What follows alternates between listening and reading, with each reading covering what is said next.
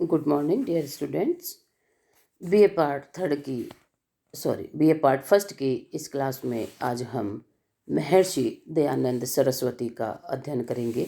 महर्षि दयानंद सरस्वती का नाम लेते ही हमें कुछ ऐसे कोटेशंस दिमाग में आते हैं कि उन्होंने पूरे भारतवर्ष में सबसे पहले स्वदेशी आंदोलन का प्रतिपादन उन्होंने किया और सत्य को ग्रहण करने असत्य के त्यागने में सर्वदा सबको उद्यत रहना चाहिए। और अपने मिशन के द्वारा उन्होंने पूरे भारतवर्ष में एक ऐसे सत्य की स्थापना की और भारतवर्ष में विदेशी शासन से मुक्ति के लिए भी उन्होंने बहुत सी विचारों का प्रतिपादन किया और स्वदेशी की प्रतिस्थापना उन्होंने की। आर्य समाज की स्थापना उनका सबसे बड़ा रोल है।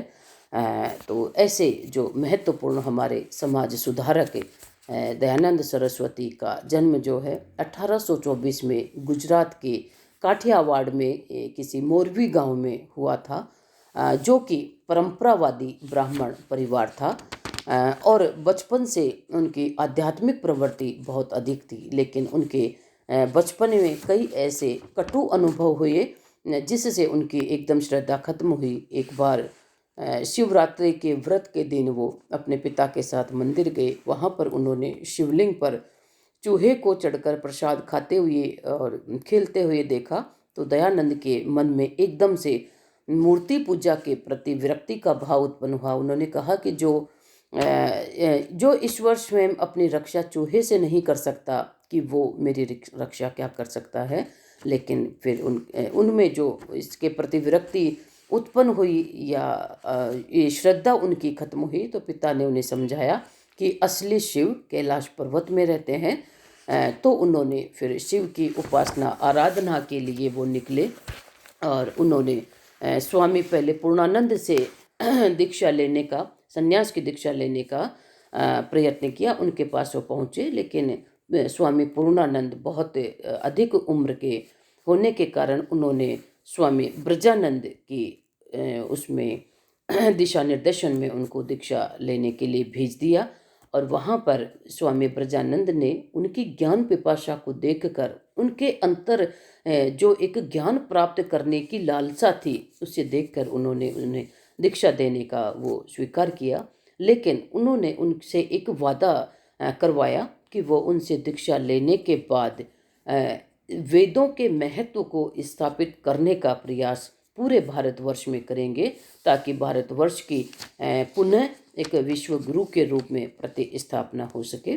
और दयानंद सरस्वती ने अपना महत्वपूर्ण नारा, आपको पता है, वेदों की ओर लौटो, ये उन्होंने दिया। अपने गुरु के कहे अनुसार उन्होंने अपने वादे को निभाया। पूरे भारतवर्ष में घूमकर उन्होंने वेदों के महत्व को प्रतिपादित किया और विदेशी शासन के जो उन्होंने देखी जीवन के अनेक विसंगतियां, उसके द्वारा उन्होंने विदेशी शासन से मुक्ति के लिए भी भारतवासियों को प्रेरित किया कि दास्तां में कोई भी राष्ट्र प्रगति विकास नहीं कर सकता। सबसे पहले आवश्यकता है विदेशी शासन को खत्म किया जाना चाहिए। स्वामी दयानंद सरस्वती का मूल नाम मूल शंकर था। 24 वर्ष की अवस्था में जब ये स्वामी पूर्णानंद से इन्होंने दीक्षा ग्रहण की और जब ये ब्रजानंद के पास पहुँचे, उन्होंने इन्हें दयानंद नाम दिया। फिर इनका नाम दयानंद सरस्वती ही हो गया। 1875 में इन्होंने बम्बई में आर्य समाज की पहली शाखा स्थापित की और 1877 में लाहौर में इसकी दूसरी शाखा स्थापित की। और आज प्रेजेंट टाइम हम देखते हैं भारतवर्ष में हजारों आर्य समाज की शाखाएं नजर आती है। ये दयानंद सरस्वती की ही देन है।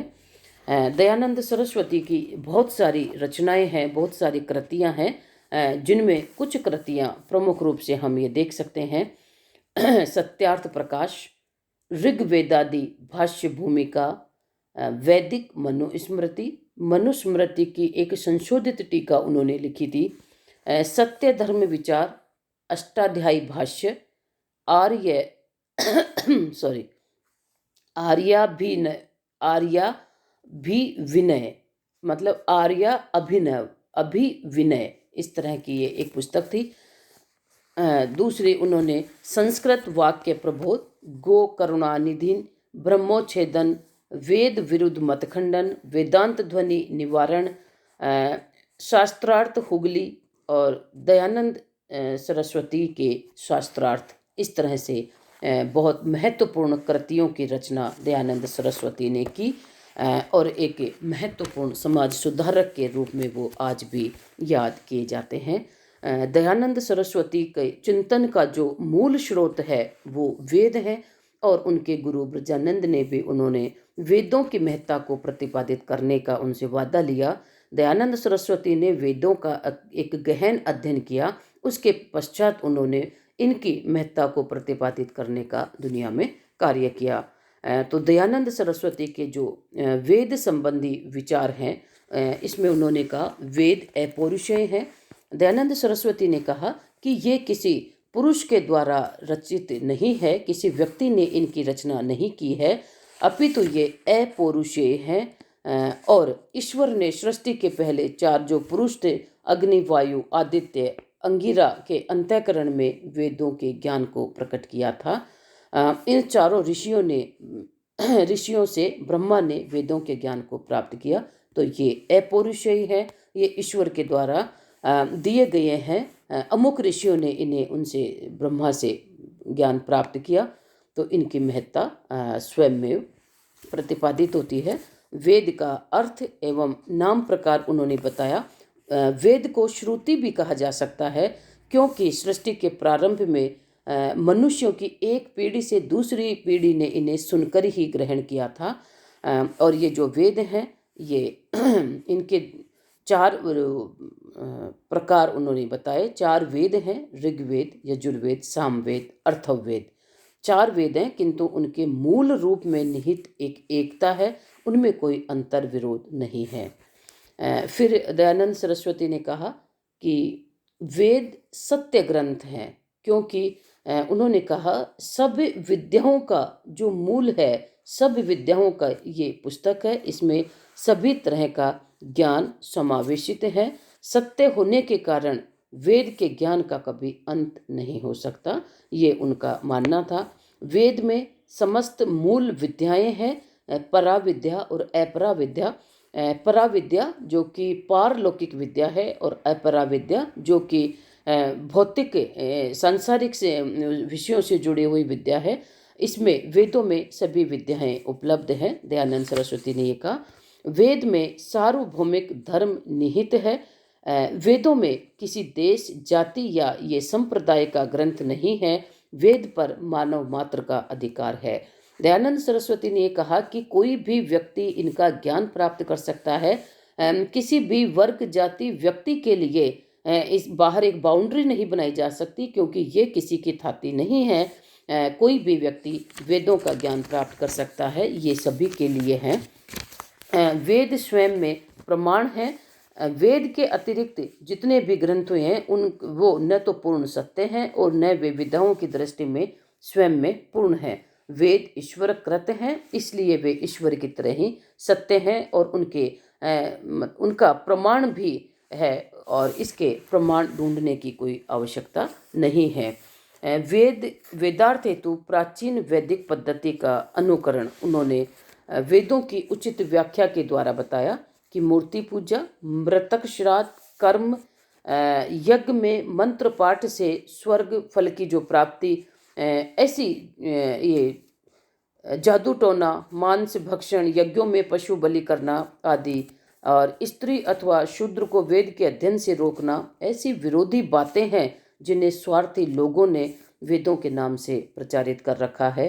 क्योंकि वेदों के अध्ययन का दयानंद सरस्वती से पूर्व केवल कुछ वर्गों के द्वारा ही इन्हें अध्ययन किया जा सकता था और एक शूद्र वर्गों के लिए तो इनका अध्ययन वर्जित था। दयानंद सरस्वती ने कहा कि वेदों का अध्ययन कोई भी मानव मात्र कर सकता है और इन्हें प्राचीन वैदिक पद्धति के अनुकरण के लिए कहा। वेद विरोधी बातें जिन स्वार्थी लोगों ने समाज में प्रचलित कर रखी थी, उन विचारों का इन्होंने विरोध किया और चारों वेदों का भाष्य लिखने का हालांकि उन्हें समय नहीं मिला, लेकिन वेदों की महत्ता उन्होंने प्रतिपादित की। वेदों को उन्होंने अनुकरणीय कहा। वेद पूर्ण सत्य हैं और अपौरुषेय है, विद्याओं का ये सागर हैं, स्वयं में प्रमाण है। तो इनके अनुकरण प्रत्येक व्यक्ति को करना चाहिए।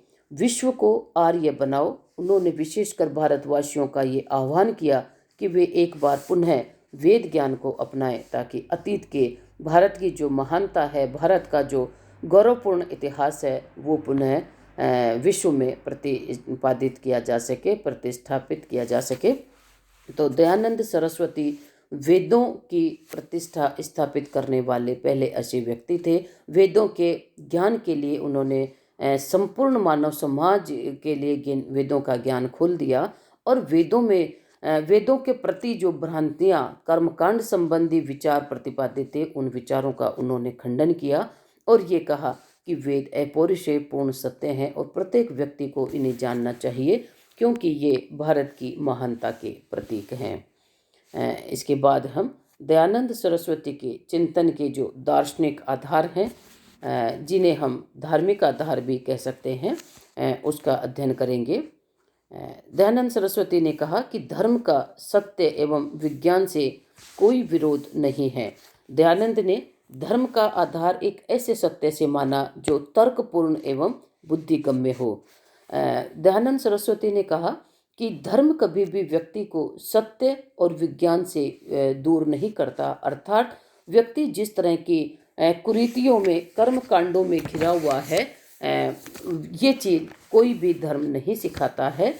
धर्म के साथ लॉजिक और सत्य बने रहते हैं, धर्म के साथ इनका समन्वय किया जा सकता है। हाँ, यदि धर्म को कर्मकांड के रूप में, अंधविश्वासों के रूप में प्रचलित किया जाए तो वो सत्य और विज्ञान दोनों से दूर हो जाएगा। लेकिन दयानंद ने कहा कि धर्म जो है व्यक्ति के कर्तव्य पालन से व्यक्ति को एक जीवन जीने का सही तरीका सिखाता है, जो कभी सत्य और विज्ञान से परे नहीं हो सकता है। वेद सब सत्य विद्याओं का पुस्तक है, क्योंकि वेदों का जो मूल है, दयानंद मूलतः सत्यान्वेषी हैं, सत्य की खोज करने वाले हैं। और वेद जीवन भर इसे उन्होंने प्रमाणित किया कि वेद सबसे बड़े सत्य के प्रमाण हैं, अपौरुषेय हैं।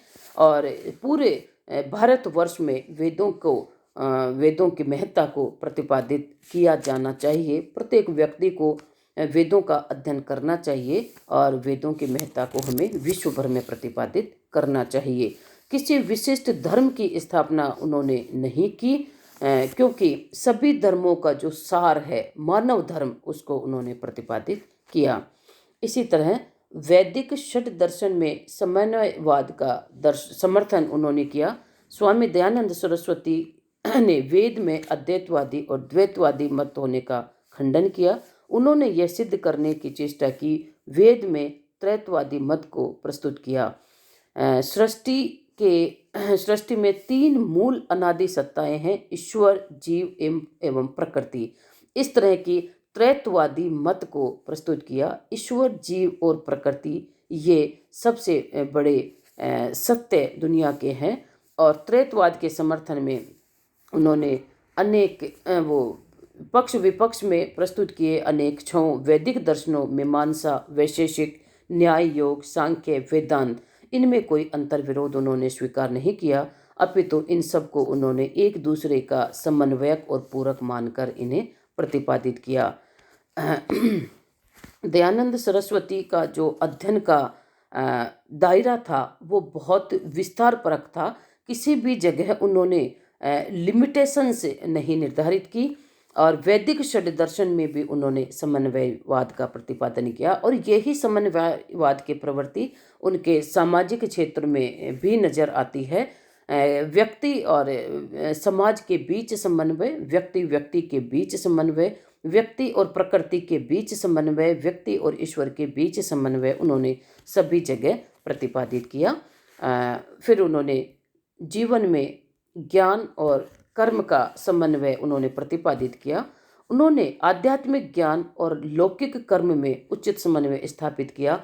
व्यक्ति को केवल आध्यात्मिकता के लिए लौकिक कर्म कभी भी नहीं त्यागने चाहिए।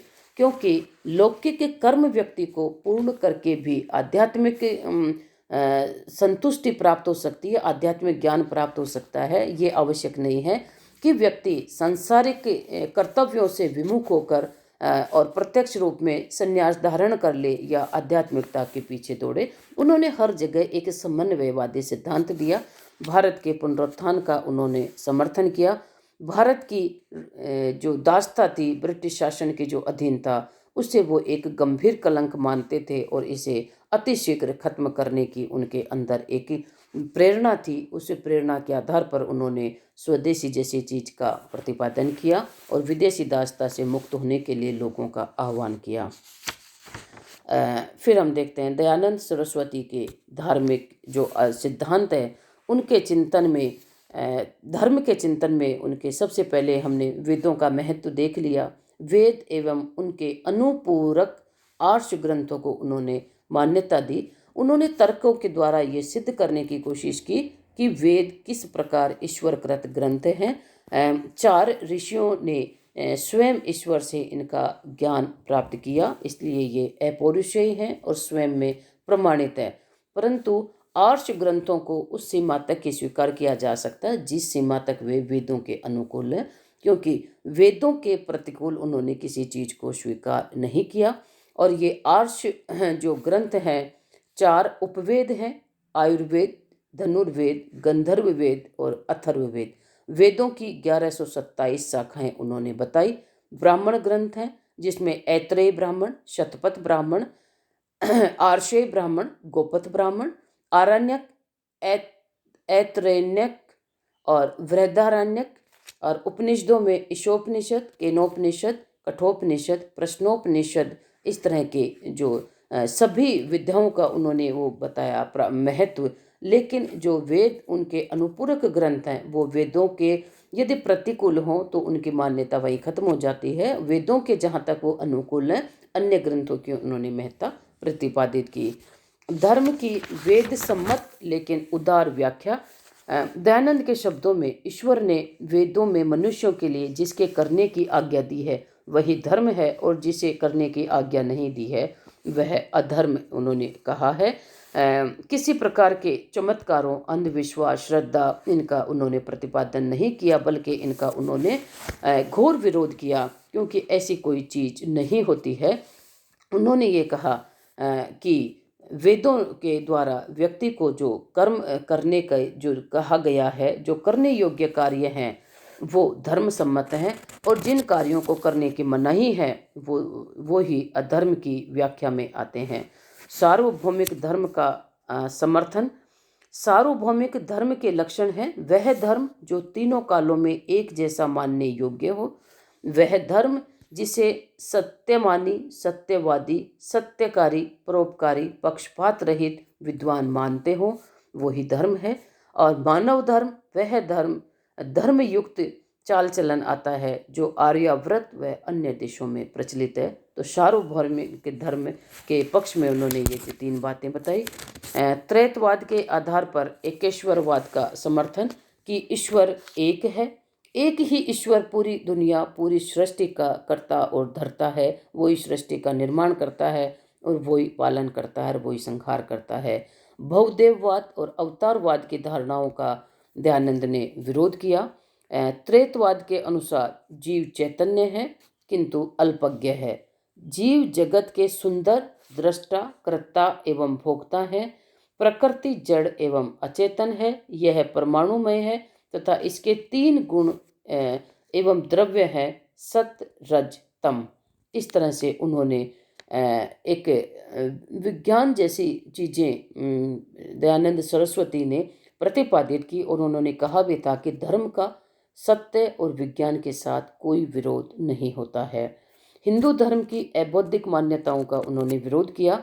अवतारवाद, पुराणवाद, तांत्रिक कर्मकांड, निरपेक्ष अहिंसा, इन चीज़ों का उन्होंने विरोध किया, क्योंकि जब वो किसी आस्था के लिए किसी ऐसे स्थान पर एक बार पहुंच गए थे जहां पर स्वयं दयानंद सरस्वती की बलि देने लग गए थे लोग, वो अपने आप को बचाकर वहां से भागे। तो उन्होंने जो हिंदू धर्म की पौराणिक जो प्रथाएं थी, कर्मकांड से जुड़ी हुई कुरीतियाँ प्रचलित थी उनका उन्होंने विरोध किया।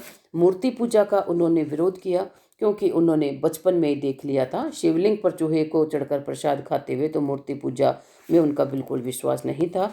अन्य धर्मों की भी समीक्षा उन्होंने, चारवाक, जैन, बौद्ध और सभी धर्मों की भी उन्होंने समीक्षा की। उन्होंने किसी अन्य धर्म का विरोध नहीं किया और शुद्धि आंदोलन की शुरुआत अर्थात हिंदू धर्म से जो इस्लाम या ईसाई धर्म में लोग चले गए हैं उन्हें वापस एक शुद्धिकरण के द्वारा हिंदू धर्म में अपनाने के लिए एक उन्होंने आंदोलन चलाया।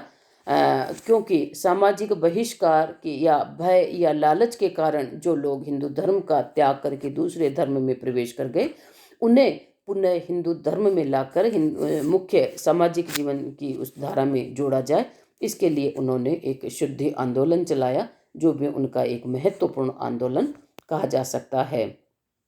जैसे केपी जायसवाल ने कहा कि स्वामी दयानंद अद्वैतवाद के महान शिक्षक थे। उन्होंने हिंदू आत्मा को रूढ़िवाद और अंधविश्वास के बंधनों से उसी प्रकार मुक्ति दिलाई जिस प्रकार यूरोप की आत्मा को लूथर ने दिलाई थी। इसी तरह रविंद्रनाथ टैगोर ने कहा कि आधुनिक भारत के महान पथ प्रवर्तक स्वामी दयानंद ने मत मतांतरों और अनुष्ठानों के बीहड़ जंगल में से, जिसमें पतन के काल में गहरी घास उगाई थी, मार्ग को परिष्कृत किया ताकि हिंदू लोग परमात्मा के प्रति निष्ठा और मानव सेवा का सादा और विवेकपूर्ण जीवन व्यतीत कर सके। इसी तरह उनके महत्व में यदुनाथ सरकार ने कहा, नव भारत के बौद्धिक एवं आचार्यिक जीवन पर आर्य समाज जो संख्या की दृष्टि से छोटा है का विस्मयकारी प्रभाव पड़ा। रोम्या रोला ने कहा, शंकराचार्य के बाद दयानंद के समग्र विलक्षण बौद्धिक क्षमता वाला अन्य कोई महापुरुष उत्पन्न नहीं हुआ। पंडित नेहरू ने कहा, आर्य समाज इस्लाम और ईसाइयत के विरुद्ध एक प्रतिक्रिया था, विशेषकर प्रथम के विरुद्ध यह बाहरी आक्रमण से रक्षा प्राप्ति के लिए धर्म युद्ध और संगठनात्मक सुधार था। तो इतने सारे कोटेशन से बड़े विद्वान लोगों ने स्वामी दयानंद के पक्ष में कहा है, यही उनकी महानता का प्रमाण है। दयानंद सरस्वती ने कूप मंडूक उस समय के लोगों का एक उदार एस्पेक्ट देने का प्रयत्न किया और जाति और धर्म में जो विकृतियां आ गई थी उन्हें दूर कर उन्हें एक सही रूप में लोगों के सामने प्रस्तुत किया। आज की क्लास में हम इतना ही, शेष हम दयानंद सरस्वती का कल की क्लास में अध्ययन करेंगे। Okay, thank you all the